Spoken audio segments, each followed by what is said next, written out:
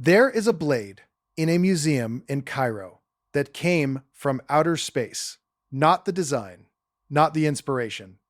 The metal itself, the iron in that dagger fell out of the sky as a burning rock, slammed into the earth, and then, more than 3,000 years ago, a craftsman picked it up and shaped it into a weapon fit for a king. We know this is true because scientists put the blade under an X-ray beam and read its chemistry down to the atom.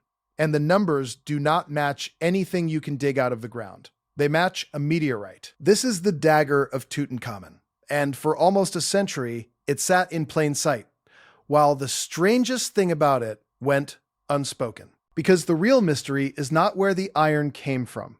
The real mystery is how a civilization that could not yet melt iron, a civilization 2,000 years away from the Iron Age, managed to take the hardest, most stubborn metal it had ever encountered and work it into something flawless without destroying it. Today, we are going to go through exactly what that blade is made of, how they shaped it, and why the method they used is so precise that modern metallurgists had to run experiments just to prove it was even possible. Stay with me, because the part everyone repeats, the part about the meteorite, is not the part that should stop you cold. The part that should stop you is what they did next. Most people who see the dagger never look past the gold.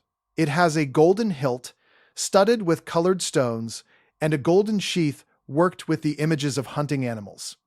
The eye goes straight to the treasure. The blade itself is plain, dark, a little rough, unremarkable next to all that glitter. Most people walk right past the real object without ever knowing what they are looking at, because the strangest thing in that display case is not the gold. It is the gray metal underneath it. That metal is older than the tomb, older than the pharaoh, older than the kingdom that buried him. It was forged in the heart of a dying star, cooled over millions of years inside an asteroid drifting through the dark.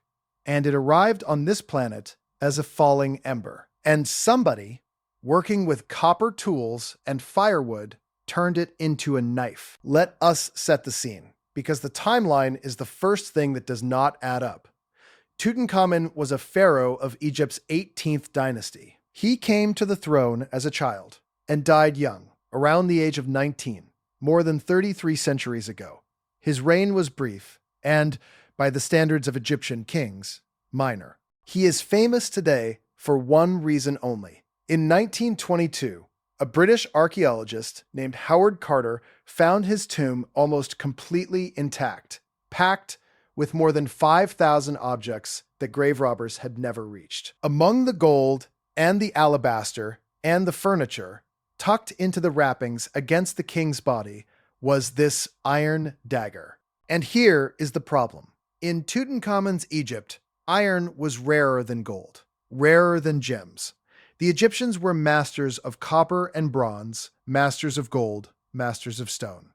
But they had no iron industry. They could not smelt it. The knowledge of how to pull iron from ordinary rock, heat it, and forge it, that knowledge would not arrive in Egypt for another 600 years or more. So the question writes itself. If they could not make iron, where did the iron in a king's dagger come from? For decades, that was a guess. Then modern science turned it into a fact. In 2016, a team of Italian and Egyptian researchers brought a portable instrument to the Egyptian Museum in Cairo and pointed it at the blade. The instrument was an X-ray fluorescence spectrometer. Here is what it does. In plain terms, you fire X-rays at a piece of metal, and every element inside it fires back its own signature glow, a specific wavelength that belongs to that element and no other. Iron answers one way. Nickel answers another. Cobalt another still. You read those answers, and you know exactly what the metal is made of, without cutting it, without melting it, without leaving a mark. They read Tutankhamun's blade, and the numbers came back strange. Iron pulled from ordinary ore, iron mined from the ground, contains almost no nickel, less than 4%, usually far less. The blade of Tutankhamun's dagger was nearly 11% nickel, 10.8 to be exact. On top of that, It carried cobalt, about 0.5%, 0.58, in a precise ratio to the nickel. That combination, that exact fingerprint of iron and nickel and cobalt locked together in those proportions, does not occur in terrestrial iron. It occurs in one place. It occurs in iron meteorites, the metal cores of shattered asteroids that survived the fall to Earth. The ratio of nickel to cobalt in the blade came out around 20:1, which is the signature you find in the iron that falls from space and almost nowhere else. The researchers compared the blade to a catalog of dozens of known meteorites, and the composition sat right in the middle of the pack. It was not close. It was a match. This was not iron from a mine. This was iron from the sky. And this was not the first time someone had looked. Back in 1994, an earlier analysis of the same blade had produced a lower nickel reading and cast doubt on the whole idea, muddying the question for years. The 2016 team, led by researcher Daniela Camelli and her colleagues, used a more careful, non-destructive method and put the matter to rest. When their results came out, an archaeometallurgist at University College London named Thilo Rarin, who was not part of the study, summed up what they had done. Nobody, he said, had ever really doubted the dagger was meteoric. The beauty of the new work was that it had put the question beyond argument. They were not the first to suspect the truth. They were the first to prove it. That alone would be a good story. A pharaoh buried with a weapon of star metal. But if you stop there, you have missed the entire point, and you have missed the thing this video is actually about. Because knowing what the blade is made of tells you nothing about the achievement. The achievement is not the material. The achievement is the craft. And that is where this stops being a curiosity and starts being something that genuinely should not have been possible. Hold that thought, because before we get to how they shaped it, you need to understand a word, an ancient word, a word that proves the Egyptians knew exactly what they were holding. For a long time, scholars treated the sky language in Egyptian texts as poetry, flowery religious talk, metaphor. The Egyptians wrote about metal in the heavens, about a sky made of iron, about the dead king climbing into a shining firmament. And the assumption was that this was symbolism, the way we might call something heavenly, without meaning it literally. For decades, that reading held. Then people started looking at the actual words, and the metaphor turned into a technical description. In the oldest religious writing in Egypt, carved into the walls of Old Kingdom pyramids more than 4,000 years ago, there is a term for iron. And later, around the 13th century before our era, right around Tutankhamun's time, a new compound word appears in the language. Translated directly, it means iron of the sky, not a poetic flourish, a name. The Egyptians had a word that literally labeled this metal by its origin.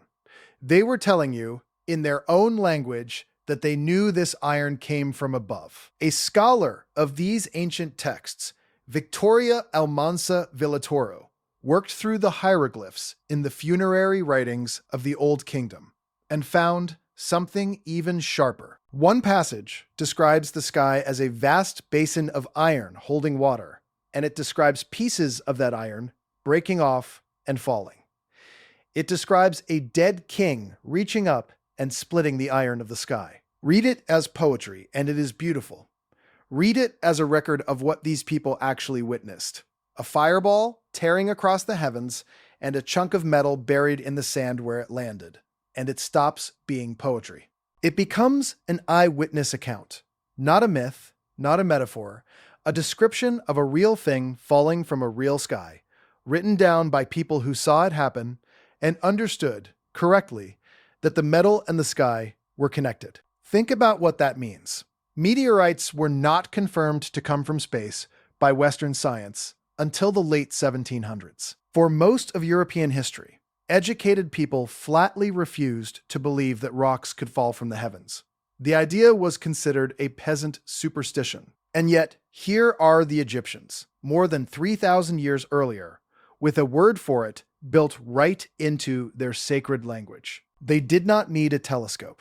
They watched the sky give up its iron, and they wrote it down, and then they went and made the metal into the most sacred objects they owned. If you find that as unsettling as I do, subscribe and stay with the investigation, because the deeper we go, the less this looks like coincidence, and the more it looks like knowledge. Knowledge we assumed they could not have had. So now we come to the real question. They found the metal. They knew where it came from. But meteoric iron is not a gift you can simply use. It is a problem. It is one of the most difficult materials a Bronze Age smith could possibly try to work. And here is the first clue to how they solved it. Iron, on its own, is stubborn. Iron laced with high nickel, the way meteoric iron is worse. It is hard. It resists the hammer. And it comes with a hidden trap built into its structure. When you cut and polish a slice of iron meteorite, a pattern emerges on the surface. Long, interlocking crystal bands running across the metal in a lattice, like frost spreading across a window, except frozen into solid steel. This is called the Widman-Staton pattern, and it is not decoration. It is the signature of how the metal was born. Those crystals grew over millions of years as the molten core of an asteroid cooled in the vacuum of space. 1 degree every 1,000 years, slower than anything that can ever happen on Earth. You cannot fake it. You cannot reproduce it in a forge. And crucially, the moment you overheat that metal, the moment you push it too hot trying to melt it or cast it, the pattern is destroyed forever. The crystals dissolve, the structure collapses, the star metal becomes ordinary slag. That is the trap. Meteoric iron punishes the obvious approach. Every instinct a metalworker has, get it hot, get it liquid, pour it into a mold, would have ruined it. And that raises a question nobody could answer just by looking at the finished blade. Did the Egyptians know that? Did they understand that this metal had to be handled differently from anything else on Earth? For a long time, there was no way to tell. The blade was too precious to cut open, too sacred to test destructively. So, the method stayed hidden inside the metal, locked in the crystal structure, waiting for a technique gentle enough to read it without harming it. And that is exactly the second clue. Because in 2022, a team finally found a way to look. A group of researchers, led by scientists from the Chiba Institute of Technology in Japan, working with Egyptian colleagues, brought a new generation of instruments to the dagger. They did not touch it. They did not scrape it. They ran a two-dimensional chemical scan across the entire surface of the blade, mapping the distribution of every element point by point, building a picture of what was happening inside the metal. And the picture told a story. Across both faces of the blade, faint and partly worn, they found it. The cross-hatched texture, the Widman-Staton pattern. It was still there. The crystal lattice from the heart of the asteroid had survived the forging. The star metal had been shaped into a weapon, and the ancient fingerprint had not been erased. Sit with what that requires. If the Egyptian smith had done the natural thing and melted the iron, the pattern would be gone. It is not gone, which means they never melted it. They worked it at a temperature low enough to shape the metal, but not high enough to dissolve its structure. The scan let the researchers narrow that temperature down. To preserve the pattern the way it survived on this blade, the metal had to be forged below about 950 degrees Celsius. Hot enough to make the iron workable under the hammer, cool enough to keep its soul intact. That is a razor-thin window. Too cold, and the metal cracks and shatters under the blows. Too hot, and you lose the very thing that made it special. The smith who made this blade found that window and stayed inside it, by hand, by eye, by feel, with no thermometer, no gauge, nothing but experience and judgment, over 3,000 years ago. And there was a second piece of evidence hiding in the scan, a detail that pins the method down even harder. Scattered across the blade were dark spots, small vesicular marks with sulfur concentrated inside them. These are the remains of something called troilite, an iron-sulfur mineral that forms as inclusions inside iron meteorites. Troilite matters because of chemistry. When iron and iron sulfide are heated together past a certain point, right around that same 950-degree line, they begin to melt into each other. If the blade had been pushed past that threshold, those sulfur spots would have flowed and blended and vanished. They did not vanish. They are still there, still distinct, still holding their sulfur, which confirms it from a completely independent direction. The metal never crossed that line. The forging was done cool, deliberately, precisely, by someone who understood that this material would betray them if they treated it like ordinary iron. Let that reframe the whole object for you. We started with a story about a meteorite in a king's tomb, and that is remarkable on its own. But the meteorite is the easy part. The meteorite fell for free. What the science actually revealed is a lost manufacturing technique, a method for working extraterrestrial metal at a controlled low temperature, preserving its internal structure, avoiding a chemical trap invisible to the naked eye, executed with a level of thermal control that we did not think Bronze Age Egypt possessed. That is not a lucky accident. Accidents do not stay inside a 50-degree window across an entire blade. That is knowledge. And knowledge like that does not come from nowhere. It comes from practice, which means Tutankhamun's dagger was not the first. It was the product of a tradition. So the next question is obvious, and it is the third clue.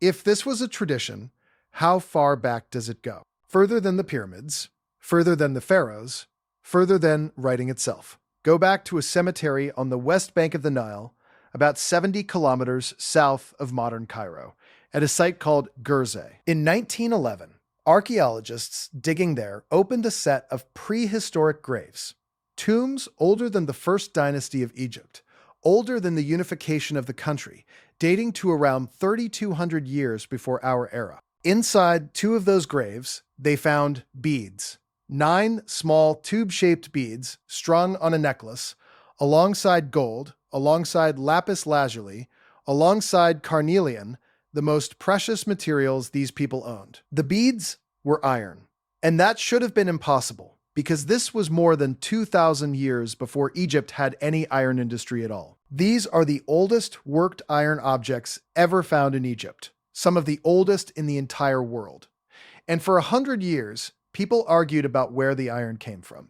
In 2013, 2 separate research teams settled it. One group, including scientists from University College London, and another led by the meteorite specialist Diane Johnson at the Open University, put the Gerzeh beads under modern analysis. Scanning electron microscopy, micro X-ray, computed tomography. They looked into the corroded metal and found the same telltale signs.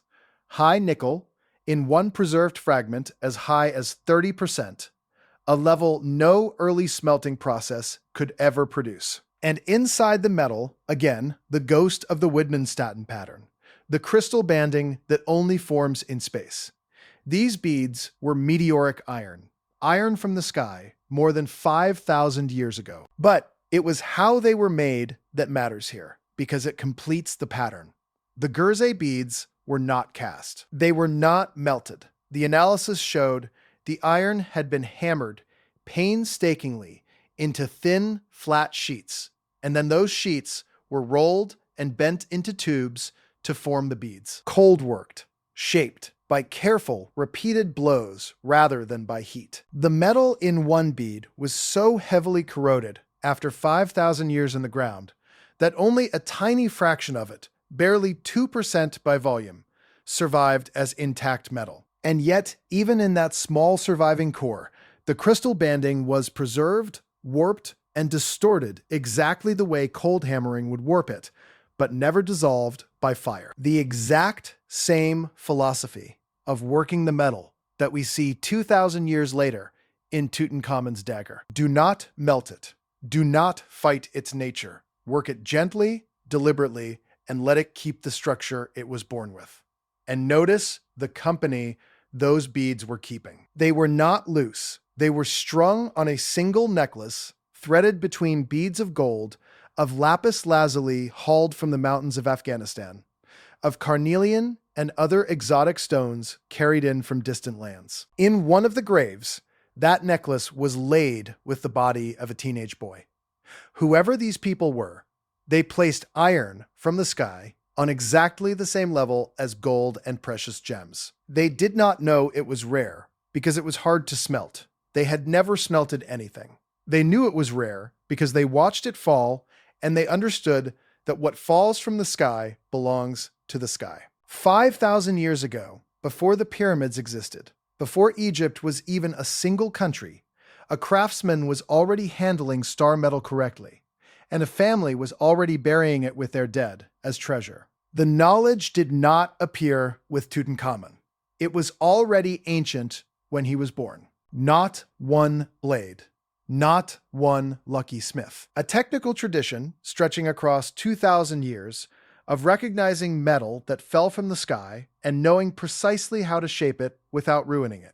That is what the science actually uncovered. And once you see the tradition, the objects start to line up in a way that is hard to explain as coincidence. Because these were never everyday tools. Nobody at Gerzeh was making iron plows or iron cooking pots. The meteoric iron went into beads worn against the body of the honored dead, strung with gems, buried in the richest graves. 2,000 years later, it went into a dagger laid against the body of a king sheathed in gold. This metal was reserved, almost without exception, for the sacred and the royal and the dead. And that pattern points at the strangest use of all, the one that ties the whole thing together. The Egyptians had a ritual, one of the most important in their entire religion, called the opening of the mouth. It was performed on the mummy, or on the statue, of the deceased. The belief was that a body in the tomb was inert, sealed, unable to eat or breathe or speak in the next world. The ritual reversed that. A priest would touch a special tool to the mouth of the dead, and with the right words, restore the senses, unlock the body, give it back the power to live in the afterlife. It was, in the Egyptian mind, the moment that turned a corpse into an eternal being. And the tool they used for it, the instrument that performed this most vital act, was, in many cases, a blade of meteoric iron, an adze, sometimes shaped to echo a pattern of stars in the northern sky, forged from the iron that fell from the heavens. Think about the logic of that. The metal came from the sky, the realm of the gods, and the eternal dead. So they took the metal of the sky and used it to open the door between this world and that one. Among the objects Howard Carter pulled from Tutankhamun's tomb were a set of miniature blades that closely resemble the tools used in exactly this ceremony. The star metal was not just decoration, and it was not just a weapon. It was a key. A key, they believed, could unlock death itself. And whether or not you share the belief, the intent is unmistakable. They chose this metal, above gold, above everything, for the single most important thing a person could do for the dead. You do not do that with material you found by accident. You do that with material you understand to be holy and rare, and yours. Now, does any of this prove the most dramatic version of the story?